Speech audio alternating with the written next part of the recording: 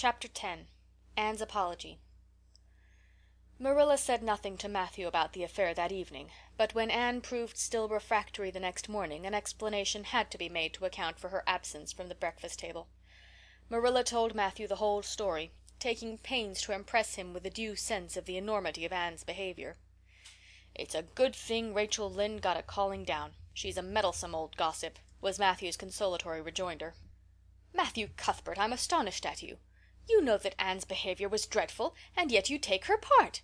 I suppose you'll be saying next that she oughtn't to be punished at all." "Well now, no, not exactly," said Matthew uneasily. "I reckon she ought to be punished a little, but don't be too hard on her, Marilla. Recollect, she hasn't ever had anyone to teach her right. You're going to give her something to eat, aren't you?" "When did you ever hear me of starving people into good behavior?" demanded Marilla indignantly. "She'll have her meals regular, and I'll carry them up to her myself. But she'll stay up there until she's willing to apologize to Mrs. Lynde, and that's final, Matthew." Breakfast, dinner, and supper were very silent meals, for Anne still remained obdurate. After each meal Marilla carried a well-filled tray to the east gable and brought it down later on, not noticeably depleted. Matthew eyed its last descent with a troubled eye. Had Anne eaten anything at all? When Marilla went out that evening to bring the cows from the back pasture, Matthew, who had been hanging about the barns and watching, slipped into the house with the air of a burglar and crept upstairs. As a general thing, Matthew gravitated between the kitchen and the little bedroom off the hall where he slept. Once in a while he ventured uncomfortably into the parlor or sitting room when the minister came to tea. But he had never been upstairs in his own house since the spring he helped Marilla paper the spare bedroom, and that was 4 years ago. He tiptoed along the hall and stood for several minutes outside the door of the east gable before he summoned courage to tap on it with his fingers and then opened the door to peep in. Anne was sitting on the yellow chair by the window, gazing mournfully out into the garden. Very small and unhappy she looked, and Matthew's heart smote him. He softly closed the door and tiptoed over to her. "Anne," he whispered, as if afraid of being overheard. "How are you making it, Anne?" Anne smiled wanly. "Pretty well. I imagine a good deal, and that helps to pass the time. Of course, it's rather lonesome, but then I may as well get used to that." Anne smiled again, bravely facing the long years of solitary imprisonment before her. Matthew recollected that he must say what he had come to say without loss of time, lest Marilla return prematurely. "Well now, Anne, don't you think you'd better do it and have it over with?" he whispered. "It'll have to be done sooner or later, you know, for Marilla's a dreadful determined woman. Dreadful determined, Anne. Do it right off, I say, and have it over." "Do you mean apologize to Mrs. Lynde?" "Yes, apologize. That's the very word," said Matthew eagerly. "Just smooth it over, so to speak. That's what I was trying to get at." "I suppose I could do it to oblige you," said Anne thoughtfully. "It would be true enough to say I'm sorry, because I am sorry now. I wasn't a bit sorry last night. I was mad clear through, and I stayed mad all night. I know I did, because I woke up 3 times and I was just furious every time. But this morning it was over. I wasn't in a temper any more, and it left a dreadful sort of goneness, too. I felt so ashamed of myself, but I just couldn't think of going and telling Mrs. Lynde so. It would be so humiliating. I made up my mind I'd stay shut up here forever rather than do that. But still, I'd do anything for you, if you really want me to." "Well now, of course I do. It's terrible lonesome downstairs without you. Just go and smooth things over, that's a good girl." "Very well," said Anne resignedly. "I'll tell Marilla as soon as she comes in I've repented." That's right, Anne. But don't tell Marilla I said anything about it. She might think I was putting my oar in, and I promised not to do that." "Wild horses won't drag the secret from me," promised Anne solemnly. How would wild horses drag a secret from a person anyhow? But Matthew was gone, scared at his own success. He fled hastily to the remotest corner of the horse pasture, lest Marilla should suspect what he had been up to. Marilla herself, upon her return to the house, was agreeably surprised to hear a plaintive voice calling, "Marilla," over the banisters. "Well?" she said, going into the hall. "I'm sorry I lost my temper and said rude things, and I'm willing to go and tell Mrs. Lynde so." "Very well. Marilla's crispness gave no sign of her relief. She had been wondering what under the canopy she should do if Anne did not give in. "I'll take you down after milking." Accordingly, after milking, behold Marilla and Anne walking down the lane, the former erect and triumphant, the latter drooping and dejected. But halfway down Anne's dejection vanished as if by enchantment. She lifted her head and stepped lightly along, her eyes fixed on the sunset sky and an air of subdued exhilaration about her. Marilla beheld the change disapprovingly. This was no meek penitent such as it behooved her to take into the presence of the offended Mrs. Lynde. "What are you thinking of, Anne?" she asked sharply. "I'm imagining out what I must say to Mrs. Lynde," answered Anne dreamily. This was satisfactory, or should have been so, but Marilla could not rid herself of the notion that something in her scheme of punishment was going askew. Anne had no business to look so rapt and radiant. Rapt and radiant Anne continued until they were in the very presence of Mrs. Lynde, who was sitting knitting by her kitchen window. Then the radiance vanished. Mournful penitence appeared on every feature.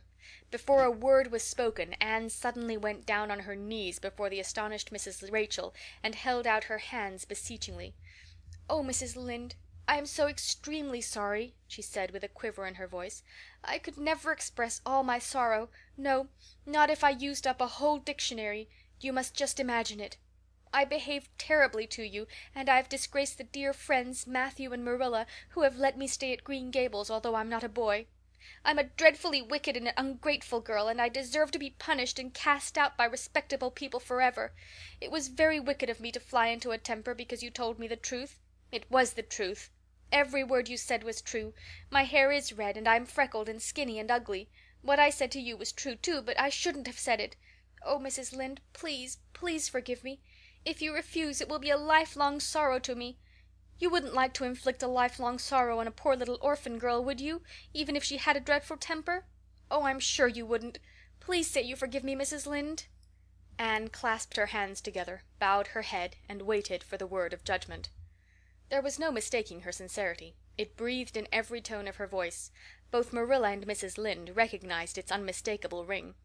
But the former understood in dismay that Anne was actually enjoying her valley of humiliation, was reveling in the thoroughness of her abasement. Where was the wholesome punishment upon which she, Marilla, had plumed herself? Anne had turned it into a species of positive pleasure. Good Mrs. Lynde, not being overburdened with perception, did not see this. She only perceived that Anne had made a very thorough apology, and all resentment vanished from her kindly, if somewhat officious, heart.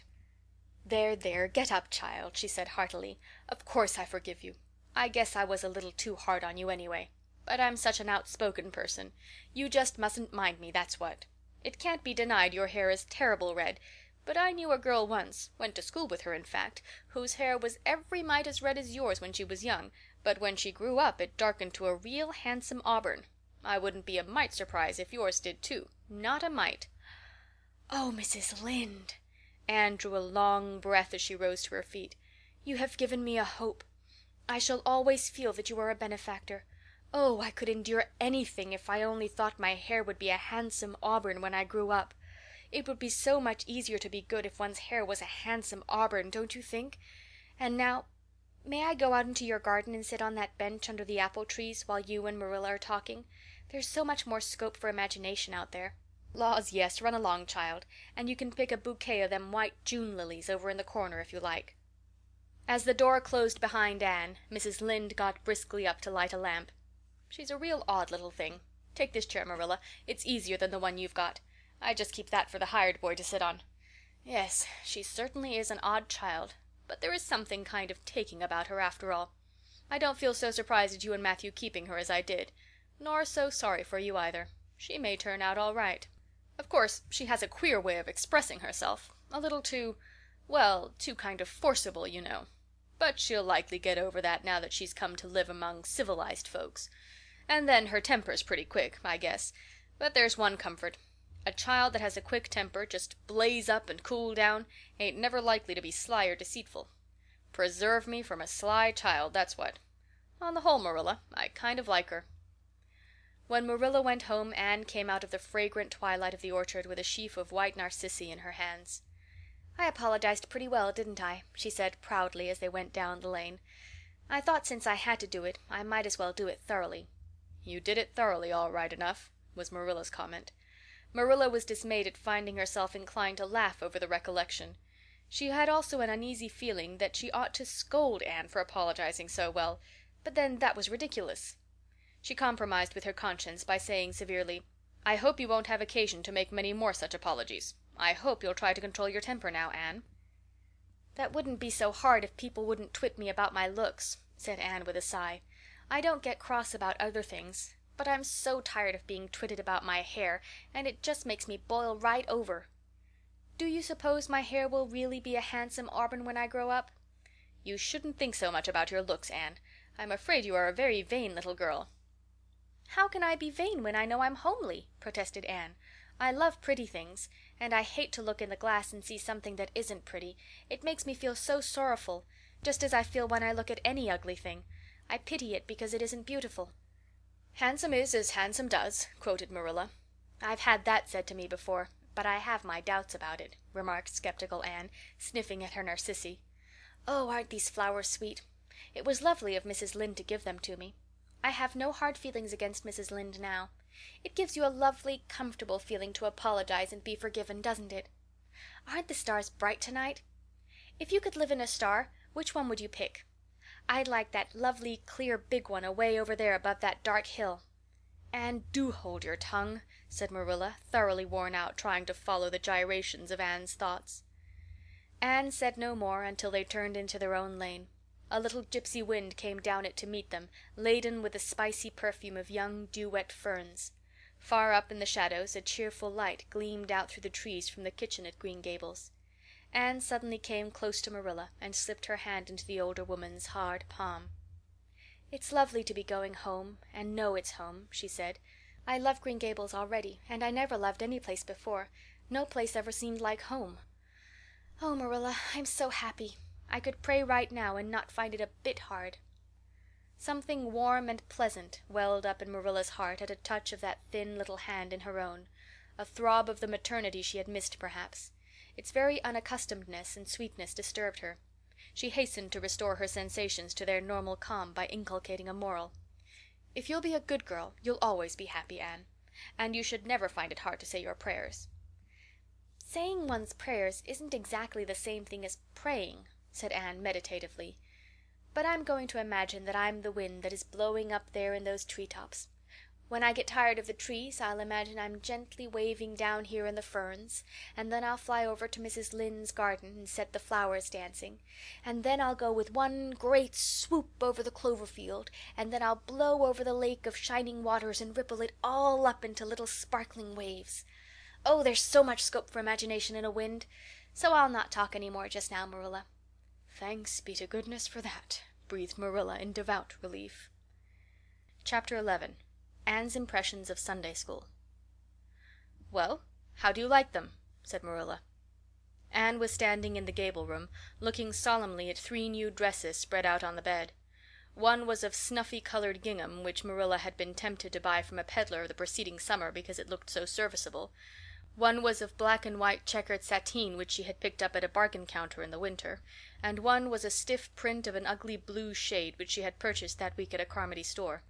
She had made them up herself, and they were all made alike, plain skirts fulled tightly to plain waists, with sleeves as plain as waist and skirt and tight as sleeves could be. "I'll imagine that I like them," said Anne soberly. "I don't want you to imagine it," said Marilla, offended. "Oh, I can see you don't like the dresses. What is the matter with them? Aren't they neat and clean and new?" "Yes." "Then why don't you like them?" They're not pretty," said Anne reluctantly. "Pretty!" Marilla sniffed. "I didn't trouble my head about getting pretty dresses for you. I don't believe in pampering vanity, Anne, I'll tell you that right off. Those dresses are good, sensible, serviceable dresses, without any frills or furbelows about them, and they're all you'll get this summer. The brown gingham and the blue print will do you for school when you begin to go. The sateen is for church and Sunday school. I'll expect you to keep them neat and clean and not to tear them. I should think you'd be grateful to get most anything after those skimpy, wincey things you've been wearing." "Oh, I am grateful," protested Anne, "but I'd be ever so much gratefuller if you'd made just one of them with puffed sleeves. Puffed sleeves are so fashionable now. It would give me such a thrill, Marilla, just to wear a dress with puffed sleeves." "Well, you'll have to do without your thrill. I hadn't any material to waste on puffed sleeves. I think they're ridiculous looking things anyhow. I prefer the plain, sensible ones." "But I'd rather look ridiculous when everybody else does than plain and sensible all by myself," persisted Anne mournfully. "Trust you for that. Well, hang those dresses carefully up in your closet, and then sit down and learn the Sunday school lesson. I got a quarterly from Mr. Bell for you, and you'll go to Sunday school tomorrow," said Marilla, disappearing downstairs in high dudgeon. Anne clasped her hands and looked at the dresses. "I did hope there would be a white one with puffed sleeves," she whispered disconsolately. "I prayed for one, but I didn't much expect it on that account. I didn't suppose God would have time to bother about a little orphan girl's dress. I knew I'd just have to depend on Marilla for it. Well, fortunately I can imagine that one of them is of snow-white muslin, with lovely lace frills and 3-puffed sleeves." The next morning warnings of a sick headache prevented Marilla from going to Sunday school with Anne. "You'll have to go down and call for Mrs. Lynde, Anne," she said. "She'll see that you get into the right class. Now mind you behave yourself properly. Stay to preaching afterwards, and ask Mrs. Lynde to show you our pew. Here's a cent for collection. Don't stare at people, and don't fidget. I shall expect you to tell me the text when you come home." Anne started off irreproachably, arrayed in the stiff black and white sateen, which, while decent as regards length and certainly not open to the charge of skimpiness, contrived to emphasize every corner and angle of her thin figure.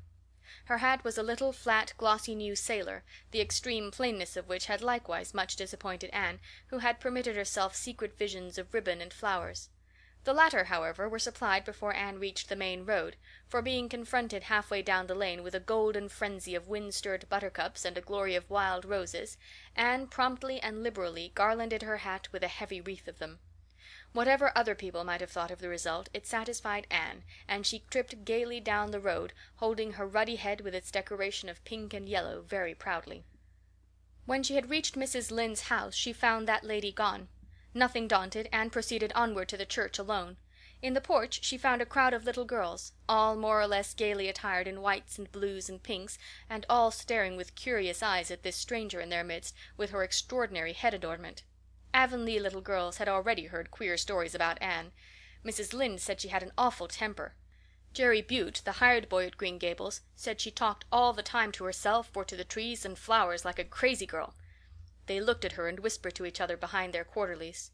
Nobody made any friendly advances, then or later on when the opening exercises were over, and Anne found herself in Miss Rogerson's class. Miss Rogerson was a middle-aged lady who had taught a Sunday school class for 20 years. Her method of teaching was to ask the printed questions from the quarterly and look sternly over its edge at the particular little girl she thought ought to answer the question. She looked very often at Anne, and Anne, thanks to Marilla's drilling, answered promptly, but it may be questioned if she understood very much about either question or answer. She did not think she liked Miss Rogerson, and she felt very miserable. Every other little girl in the class had puffed sleeves. Anne felt that life was really not worth living without puffed sleeves. "Well, how did you like Sunday school?" Marilla wanted to know when Anne came home. Her wreath having faded, Anne had discarded it in the lane, so Marilla was spared the knowledge of that for a time. "I didn't like it a bit. It was horrid." "Anne Shirley!" said Marilla rebukingly. Anne sat down on the rocker with a long sigh, kissed one of Bonny's leaves, and waved her hand to a blossoming fuchsia. "They might have been lonesome while I was away," she explained. "And now about the Sunday school. I behaved well, just as you told me. Mrs. Lynde was gone, but I went right on myself. I went into the church with a lot of other little girls, and I sat in the corner of a pew by the window while the opening exercises went on. Mr. Bell made an awfully long prayer. I would have been dreadfully tired before he got through if I hadn't been sitting by that window. But it looked right out on the lake of shining waters, so I just gazed at that and imagined all sorts of splendid things." "You shouldn't have done anything of the sort. You should have listened to Mr. Bell."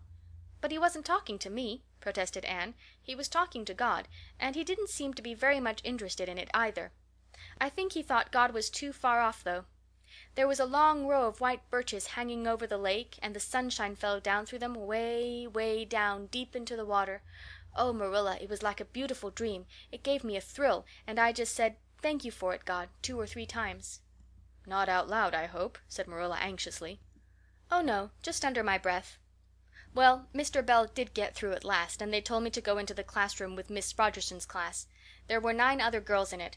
They all had puffed sleeves. I tried to imagine mine were puffed too, but I couldn't. Why couldn't I? It was as easy as could be to imagine they were puffed when I was alone in the east gable, but it was awfully hard there among the others who had really, truly puffs. You shouldn't have been thinking about your sleeves in Sunday school. You should have been attending to the lesson. I hope you knew it. Oh, yes, and I answered a lot of questions. Miss Rogerson asked ever so many. I don't think it was fair for her to do all the asking. There were lots I wanted to ask her, but I didn't like to because I didn't think she was a kindred spirit. Then all the other little girls recited a paraphrase. She asked me if I knew any. I told her I didn't, but I could recite "The dog at his master's grave" if she liked. That's in the Third Royal Reader. It isn't a really, truly religious piece of poetry, but it's so sad and melancholy that it might as well be. She said it wouldn't do, and she told me to learn the 19th paraphrase for next Sunday. I read it over in church afterwards, and it's splendid. There are 2 lines in particular that just thrill me. "Quick as the slaughtered squadrons fell in Midian's evil day." I don't know what squadrons means, nor Midian either, but it sounds so tragical. I can hardly wait until next Sunday to recite it. I'll practice it all the week. After Sunday school I asked Miss Rogerson, because Mrs. Lynde was too far away, to show me your pew. I sat just as still as I could, and the text was Revelation's 3rd chapter, 2nd and 3rd verses. It was a very long text. If I was a minister, I'd pick the short, snappy ones. The sermon was awfully long, too. I suppose the minister had to match it to the text. I didn't think he was a bit interesting. The trouble with him seems to be that he hasn't enough imagination. I didn't listen to him very much. I just let my thoughts run, and I thought of the most surprising things. Marilla felt helplessly that all this should be sternly reproved, but she was hampered by the undeniable fact that some of the things Anne had said, especially about the minister's sermons and Mr. Bell's prayers, were what she herself had really thought, deep down in her heart, for years, but had never given expression to. It almost seemed to her that those secret, unuttered, critical thoughts had suddenly taken visible and accusing shape and form in the person of this outspoken morsel of neglected humanity. Chapter 12. A Solemn Vow and Promise. It was not until next Friday that Marilla heard the story of the flower-wreathed hat. She came home from Mrs. Lynde's and called Anne to account. "Anne, Mrs. Rachel says you went to church last Sunday with your hat rigged out ridiculous with roses and buttercups. What on earth put you up to such a caper? A pretty-looking object you must have been." "Oh, I know pink and yellow aren't becoming to me," began Anne. "Becoming fiddlesticks! It was putting flowers on your hat at all, no matter what color they were, that was ridiculous. You are the most aggravating child." "I don't see why it's any more ridiculous to wear flowers on your hat than on your dress," protested Anne. "Lots of little girls there had bouquets pinned on their dresses. What's the difference?" Marilla was not to be drawn from the safe concrete into dubious paths of the abstract. "Don't answer me back like that, Anne. It was very silly of you to do such a thing. Never let me catch you at such a trick again. Mrs. Rachel says she thought she would sink through the floor when she saw you come in all rigged out like that. She couldn't get near enough to tell you to take them off until it was too late. She says people talked about it something dreadful. Of course, they would think I had no better sense than to let you go decked out like that." "Oh, I'm so sorry," said Anne, tears welling into her eyes. "I never thought you'd mind. The roses and buttercups were so sweet and pretty I thought they'd look lovely on my hat. Lots of the little girls had artificial flowers on their hats. I'm afraid I'm going to be a dreadful trial to you. Maybe you'd better send me back to the asylum. That would be terrible. I don't think I could endure it. Most likely I would go into consumption. I'm so thin as it is, you see. But that would be better than being a trial to you." "Nonsense," said Marilla, vexed at herself for having made the child cry. "I don't want to send you back to the asylum, I'm sure. All I want is that you should behave like other little girls and not make yourself ridiculous. Don't cry any more. I've got some news for you. Diana Barry came home this afternoon. I'm going up to see if I can borrow a skirt pattern from Mrs. Barry, and if you like you can come with me and get acquainted with Diana." Anne rose to her feet with clasped hands, the tears still glistening on her cheeks. The dish towel she had been hemming slipped unheeded to the floor. "Oh, Marilla, I'm frightened. Now that it has come, I'm actually frightened. What if she shouldn't like me? It would be the most tragical disappointment of my life." "Now don't get into a fluster. And I do wish you wouldn't use such long words. It sounds so funny in a little girl. I guess Diana'll like you well enough. It's her mother you've got to reckon with. If she doesn't like you, it won't matter how much Diana does. If she has heard about your outburst to Mrs. Lynde and going to church with buttercups round your hat, I don't know what she'll think of you. You must be polite and well behaved, and don't make any of your startling speeches. For pity's sake, if the child isn't actually trembling." Anne was trembling. Her face was pale and tense. "Oh, Marilla, you'd be excited too if you were going to meet a little girl you hoped to be your bosom friend and whose mother mightn't like you," she said as she hastened to get her hat. They went over to Orchard Slope by the short cut across the brook and up the firry hill grove. Mrs. Barry came to the kitchen door in answer to Marilla's knock. She was a tall, black-eyed, black-haired woman with a very resolute mouth. She had the reputation of being very strict with her children. "How do you do, Marilla?" she said cordially. "Come in. And this is the little girl you have adopted, I suppose?" "Yes, this is Anne Shirley," said Marilla. "Spelled with an E," gasped Anne, who, tremulous and excited as she was determined there should be no misunderstanding on that important point. Mrs. Barry, not hearing or not comprehending, merely shook hands and said kindly, "How are you?" "I am well in body, although considerably rumpled up in spirit, thank you, ma'am," said Anne gravely. Then aside to Marilla in an audible whisper, "There wasn't anything startling in that, was there, Marilla?" Diana was sitting on the sofa reading a book which she dropped when the callers entered. She was a very pretty little girl, with her mother's black eyes and hair, and rosy cheeks, and the merry expression which was her inheritance from her father. "This is my little girl, Diana," said Mrs. Barry. "Diana, you might take Anne out into the garden and show her your flowers. It will be better for you than straining your eyes over that book. She reads entirely too much," this to Marilla as the little girls went out, "and I can't prevent her, for her father aids and abets her. She's always poring over a book. I'm glad she has the prospect of a playmate.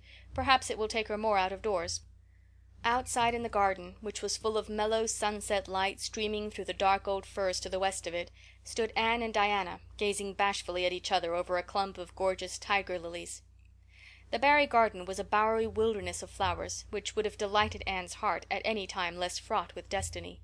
It was encircled by huge old willows and tall firs, beneath which flourished flowers that loved the shade. Prim, right-angled paths, neatly bordered with clamshells, intersected it like moist red ribbons, and in the beds between old-fashioned flowers ran riot. There were rosy bleeding hearts and great splendid crimson peonies, white fragrant narcissi and thorny sweet Scotch roses, pink and blue and white columbines and lilac-tinted bouncing bets, clumps of southernwood and ribbon grass and mint, purple Adam and Eve, daffodils, and masses of sweet clover, white with its delicate, fragrant, feathery sprays, scarlet lightning that shot its fiery lances over prim, white musk flowers. A garden it was where sunshine lingered and bees hummed, and winds, beguiled into loitering, purred and rustled.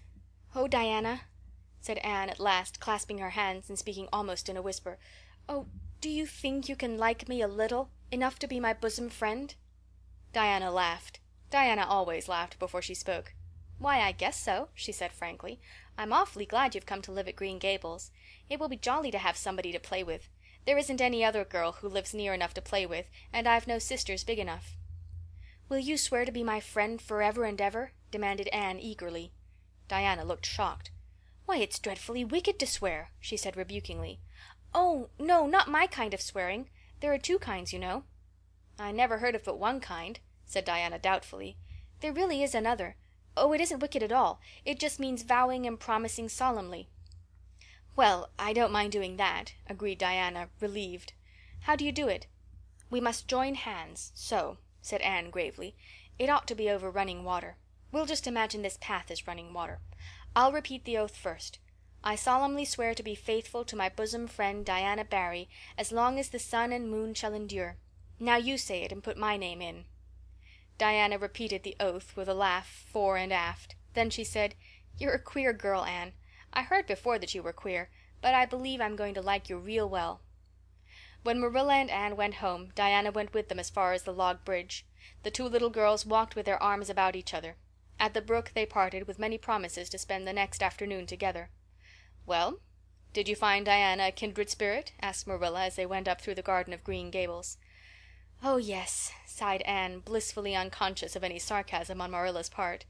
"Oh, Marilla, I'm the happiest girl on Prince Edward Island this very moment. I assure you I'll say my prayers with a right good will tonight. Diana and I are going to build a playhouse in Mr. William Bell's birch grove tomorrow. Can I have those broken pieces of china that are out in the woodshed? Diana's birthday's in February and mine is in March. Don't you think that is a very strange coincidence?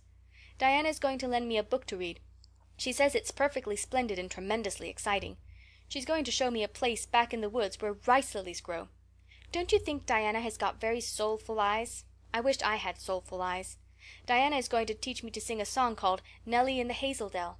She's going to give me a picture to put up in my room. It's a perfectly beautiful picture, she says. A lovely lady in a pale blue silk dress. A sewing machine agent gave it to her. I wish I had something to give Diana. I'm an inch taller than Diana, but she is ever so much fatter. She says she'd like to be thin because it's so much more graceful, but I'm afraid she only said it to soothe my feelings. We're going to the shore some day to gather shells. We have agreed to call the spring down by the log bridge the Dryad's Bubble. Isn't that a perfectly elegant name? I read a story once about a spring called that. A dryad is sort of a grown-up fairy, I think. Well, all I hope is you won't talk Diana to death, said Marilla. But remember this in all your planning, Anne. You're not going to play all the time, nor most of it. You'll have your work to do, and it'll have to be done first. Anne's cup of happiness was full, and Matthew caused it to overflow. He had just got home from a trip to the store at Carmody, and he sheepishly produced a small parcel from his pocket and handed it to Anne with a deprecatory look at Marilla. "I heard you say you liked chocolate sweeties, so I got you some," he said. "Humph," sniffed Marilla. "It'll ruin her teeth and stomach. There, there, child, don't look so dismal. You can eat those, since Matthew has gone and got them. He'd better have brought you peppermints. They're wholesomer. Don't sicken yourself eating all of them at once now." "Oh, no, indeed I won't," said Anne eagerly. "I'll just eat one tonight, Marilla. And I can give Diana half of them, can't I?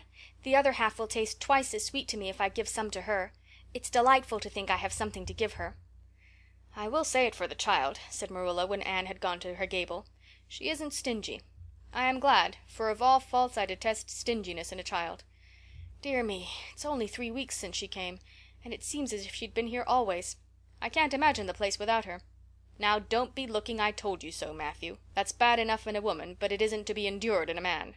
I'm perfectly willing to own up that I'm glad I consented to keep the child, and that I'm getting fond of her, but don't you rub it in, Matthew Cuthbert." Chapter 13.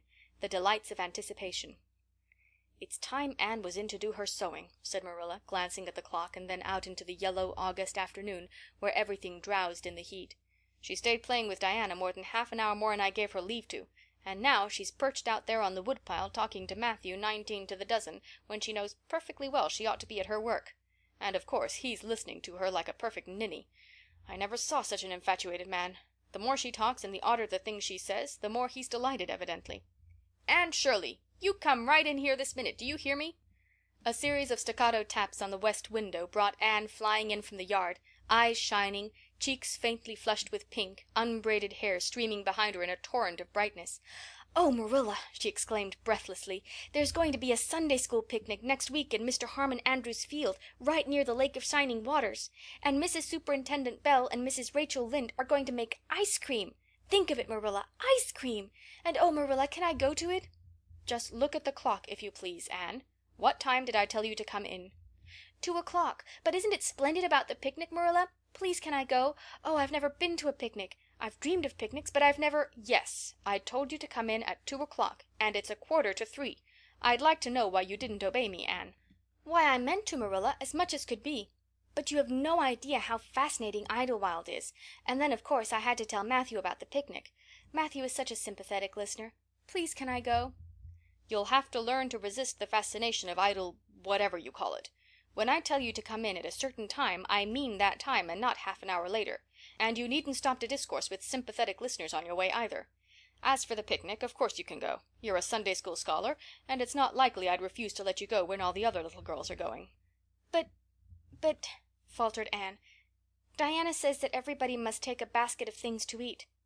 I can't cook, as you know, Marilla, and I don't mind going to a picnic without puffed sleeves so much, but I'd feel terribly humiliated if I had to go without a basket.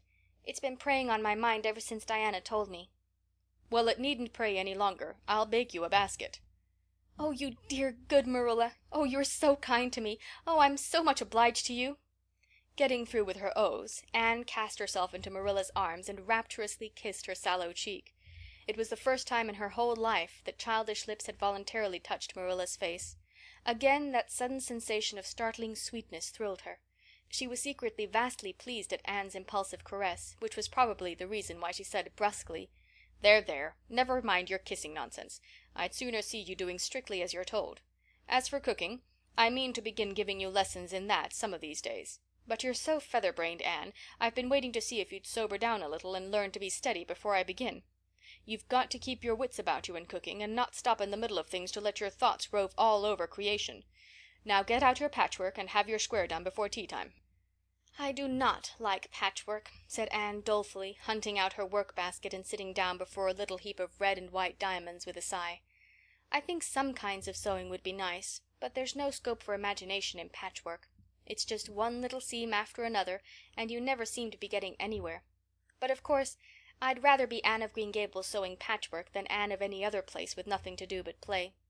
I wish time went as quick sewing patches as it does when I'm playing with Diana, though. Oh, we do have such elegant times, Marilla.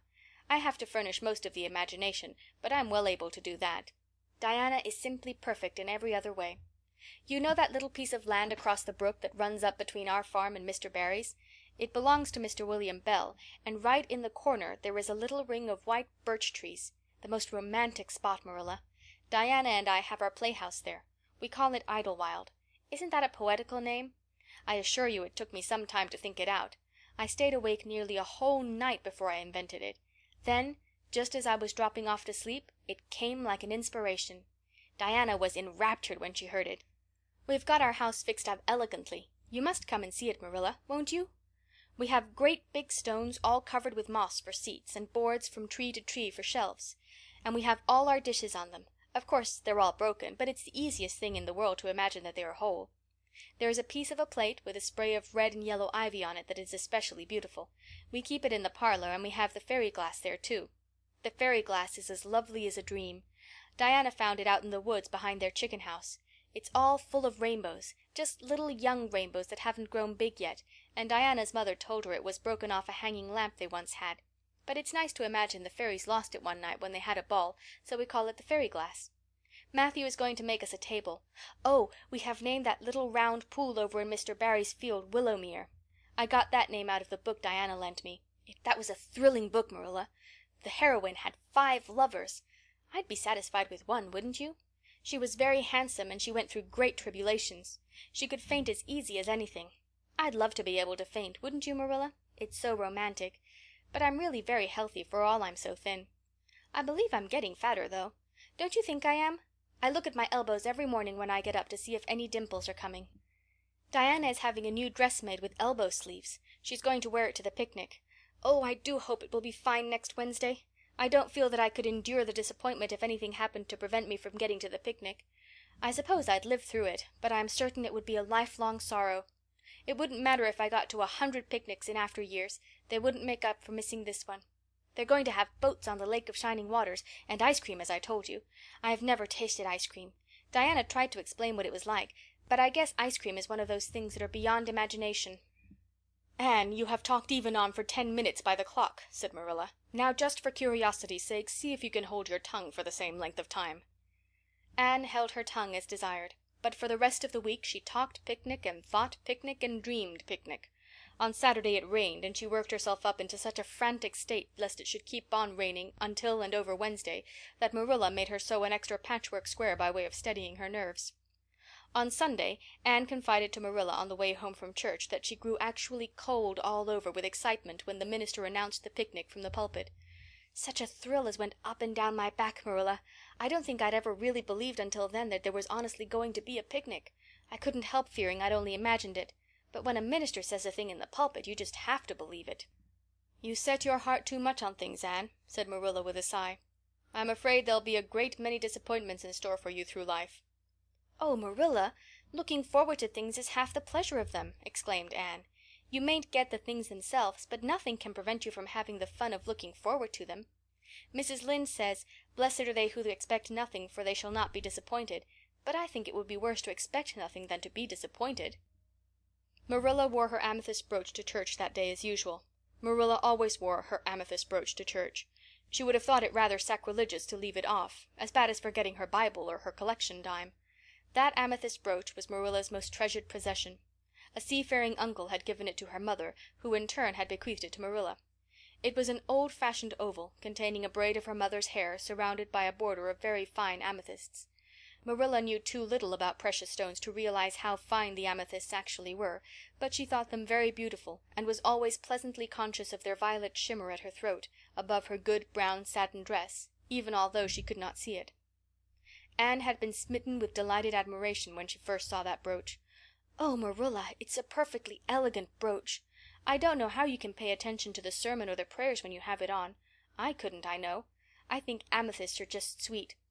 They are what I used to think diamonds were like. Long ago, before I had ever seen a diamond, I read about them, and I tried to imagine what they would be like. I thought they would be lovely, glimmering purple stones. When I saw a real diamond in a lady's ring one day I was so disappointed I cried. Of course it was very lovely, but it wasn't my idea of a diamond. Will you let me hold the brooch for 1 minute, Marilla? Do you think amethysts can be the souls of good violets?" Chapter 14. Anne's Confession. On the Monday evening before the picnic, Marilla came down from her room with a troubled face. "Anne," she said to that small personage, who was shelling peas by the spotless table and singing Nellie of the Hazel Dell with a vigor and expression that did credit to Diana's teaching, "did you see anything of my amethyst brooch? I thought I stuck it in my pincushion when I came home from church yesterday evening, but I can't find it anywhere." I saw it this afternoon when you were away at the Aid Society," said Anne a little slowly. "I was passing your door when I saw it on the cushion, so I went in to look at it." "Did you touch it?" said Marilla sternly. "Yes," admitted Anne.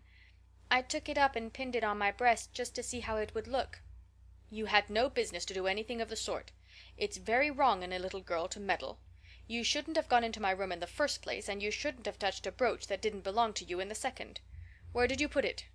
"Oh, I put it back on the bureau. I hadn't it on a minute. Truly, I didn't mean to meddle, Marilla. I didn't think about its being wrong to go in and try on the brooch, but I see now that it was, and I'll never do it again. That's one good thing about me. I never do the same naughty thing twice." "You didn't put it back," said Marilla. "That brooch isn't anywhere on the bureau. You've taken it out or something, Anne." "I did put it back," said Anne quickly. Pertly, Marilla thought. "I just don't remember whether I stuck it on the pincushion or laid it in the china tray, but I'm perfectly certain I put it back." "I'll go and have another look," said Marilla, determining to be just. "If you put that brooch back it's there still. If it isn't, I'll know you didn't, that's all." Marilla went to her room and made a thorough search, not only over the bureau, but in every other place she thought the brooch might possibly be. It was not to be found, and she returned to the kitchen. "Anne, the brooch is gone. By your own admission you were the last person to handle it. Now what have you done with it? Tell me the truth at once. Did you take it out and lose it?" "No, I didn't," said Anne solemnly, meeting Marilla's angry gaze squarely. "I never took the brooch out of your room, and that is the truth if I was to be led to the block for it, although I'm not very certain what a block is. So there, Marilla." Anne's "so there" was only intended to emphasize her assertion, but Marilla took it as a display of defiance. "I believe you are telling me a falsehood, Anne," she said sharply. "I know you are. There now, don't say anything more unless you are prepared to tell the whole truth. Go to your room and stay there until you are ready to confess." "Will I take the peas with me?" said Anne meekly. "No, I'll finish shelling them myself. Do as I bid you." When Anne had gone, Marilla went about her evening tasks in a very disturbed state of mind. She was worried about her valuable brooch. What if Anne had lost it? And how wicked of the child to deny having taken it when anybody could see she must have. With such an innocent face, too. "I don't know what I wouldn't sooner have had happen," thought Marilla, as she nervously shelled the peas. "Of course, I don't suppose she meant to steal it or anything like that. She's just taken it to play with or help along that imagination of hers. She must have taken it, that's clear, for there hasn't been a soul in that room since she was in it, by her own story, until I went up tonight. And the brooch is gone. There's nothing surer. I suppose she has lost it and is afraid to own up for fear she'll be punished.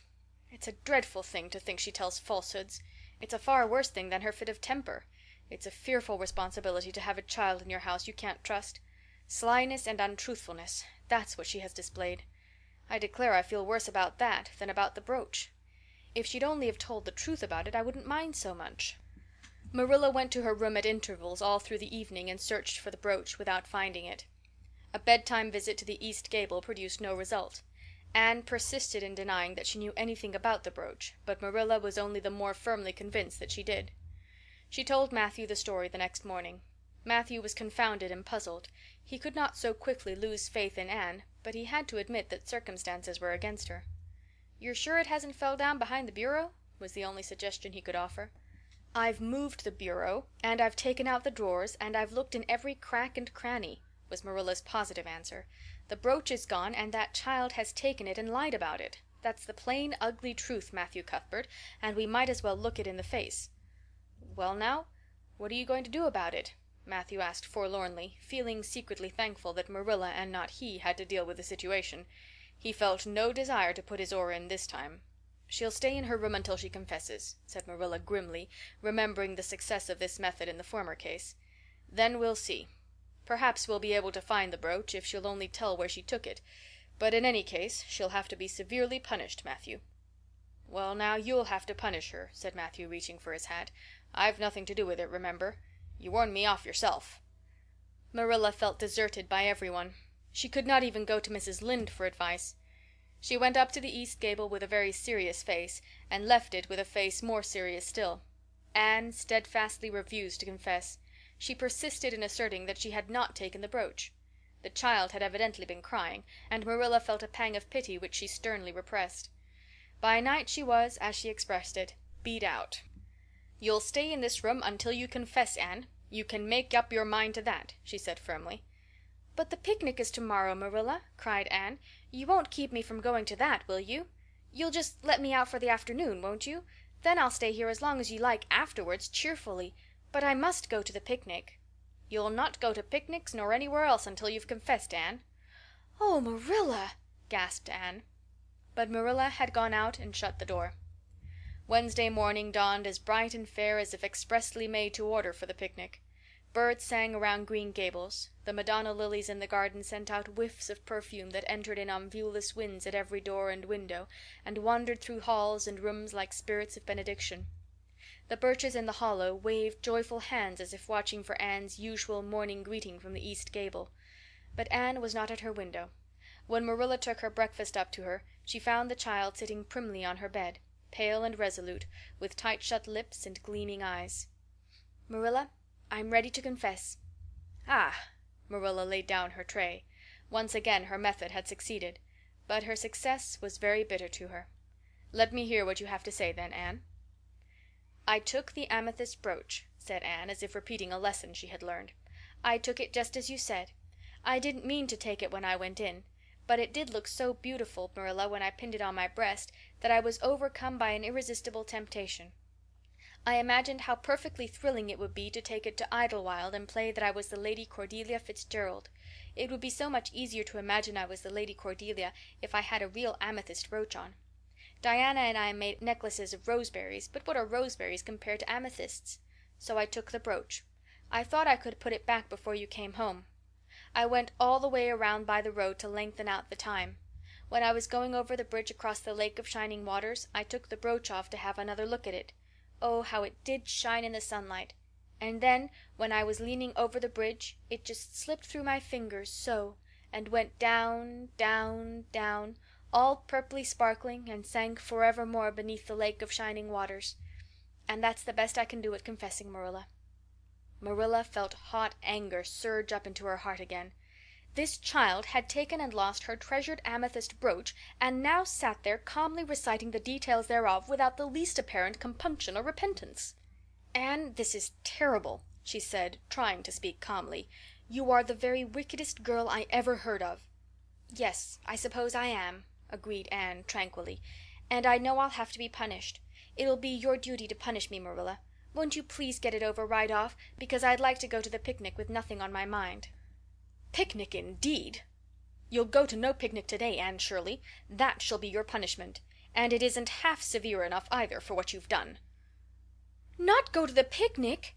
Anne sprang to her feet and clutched Marilla's hand. "But you promised me I might. Oh, Marilla, I must go to the picnic. That was why I confessed. Punish me any way you like but that. Oh, Marilla, please, please let me go to the picnic. Think of the ice cream. For anything you know, I may never have a chance to taste ice cream again." Marilla disengaged Anne's clinging hands stonily. "You needn't plead, Anne. You are not going to the picnic, and that's final. No, not a word." Anne realized that Marilla was not to be moved. She clasped her hands together, gave a piercing shriek, and then flung herself face downward on the bed, crying and writhing in an utter abandonment of disappointment and despair. "For land's sake!" gasped Marilla, hastening from the room. "I believe the child is crazy. No child in her senses would behave as she does. Oh, if she isn't utterly bad! Oh, dear, I'm afraid Rachel was right from the first. But I've put my hand to the plow and I won't look back." That was a dismal morning. Marilla worked fiercely and scrubbed the porch floor and the dairy shelves when she could find nothing else to do. Neither the shelves nor the porch needed it, but Marilla did. Then she went out and raked the yard. When dinner was ready she went to the stairs and called Anne. A tear-stained face appeared, looking tragically over the banisters.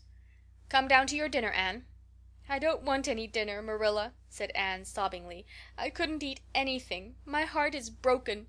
You'll feel remorse of conscience some day, I expect, for breaking it, Marilla, but I forgive you. Remember when the time comes that I forgive you. But please don't ask me to eat anything, especially boiled pork and greens. Boiled pork and greens are so unromantic when one is in affliction." Exasperated, Marilla returned to the kitchen and poured out her tale of woe to Matthew, who, between his sense of justice and his unlawful sympathy for Anne, was a miserable man. "Well, now, she shouldn't have taken the brooch, Marilla, or told stories about it," he admitted, mournfully surveying his plateful of unromantic pork and greens as if he, like Anne, thought it a food unsuited to crises of feeling. "But she's such a little thing, such an interesting little thing. Don't you think it's pretty rough not to let her go to the picnic when she's so set on it?" "Matthew Cuthbert, I'm amazed at you. I think I've let her off entirely too easy, and she doesn't appear to realize how wicked she's been at all. That's what worries me most. If she'd really felt sorry it wouldn't be so bad. And you don't seem to realize it neither. You're making excuses for her all the time to yourself, I can see that." "Well now, she's such a little thing," feebly reiterated Matthew. "And there should be allowances made, Marilla. You know she's never had any bringing up." "Well, she's having it now," retorted Marilla. The retort silenced Matthew, if it did not convince him. That dinner was a very dismal meal. The only cheerful thing about it was Jerry Butte, the hired boy, and Marilla resented his cheerfulness as a personal insult. When her dishes were washed and her bread sponge set and her hens fed, Marilla remembered that she had noticed a small rent in her best black lace shawl when she had taken it off on Monday afternoon on returning from the Ladies' Aid. She would go and mend it. The shawl was in a box in her trunk.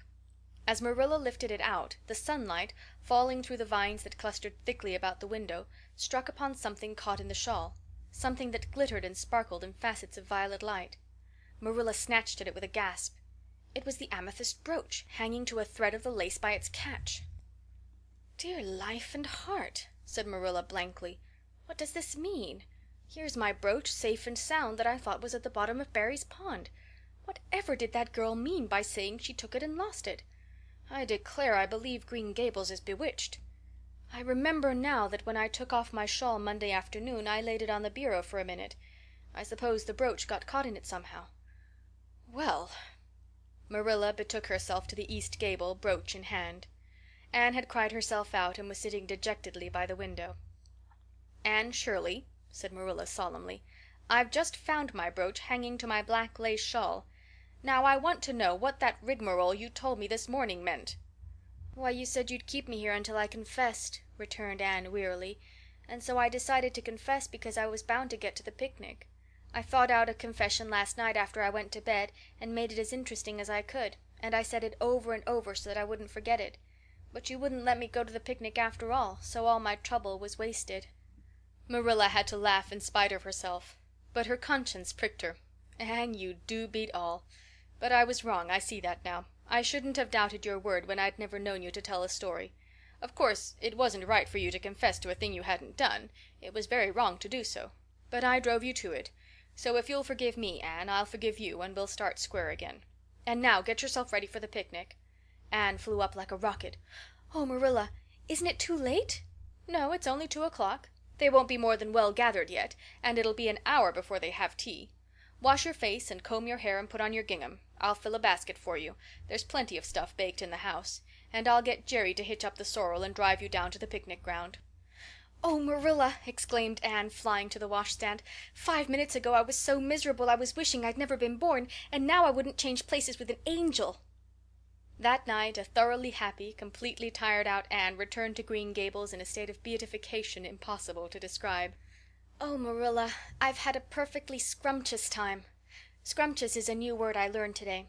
I heard Mary Alice Bell use it. Isn't it very expressive? Everything was lovely. We had a splendid tea, and then Mr. Harmon Andrews took us all for a row on the Lake of Shining Waters, 6 of us at a time. And Jane Andrews nearly fell overboard. She was leaning out to pick water lilies, and if Mr. Andrews hadn't caught her by the sash just in the nick of time she'd fallen in and probably been drowned. I wish it had been me. It would have been such a romantic experience to have been nearly drowned. It would be such a thrilling tale to tell. And we had the ice cream. Words fail me to describe that ice cream. Marilla, I assure you it was sublime." That evening Marilla told the whole story to Matthew over her stocking basket. "I'm willing to own up that I made a mistake," she concluded candidly. "But I've learned a lesson. I have to laugh when I think of Anne's confession, although I suppose I shouldn't, for it really was a falsehood. But it doesn't seem as bad as the other would have been, somehow. And anyhow, I'm responsible for it. That child is hard to understand in some respects, but I believe she'll turn out all right yet. And there's one thing certain, no house will ever be dull that she's in."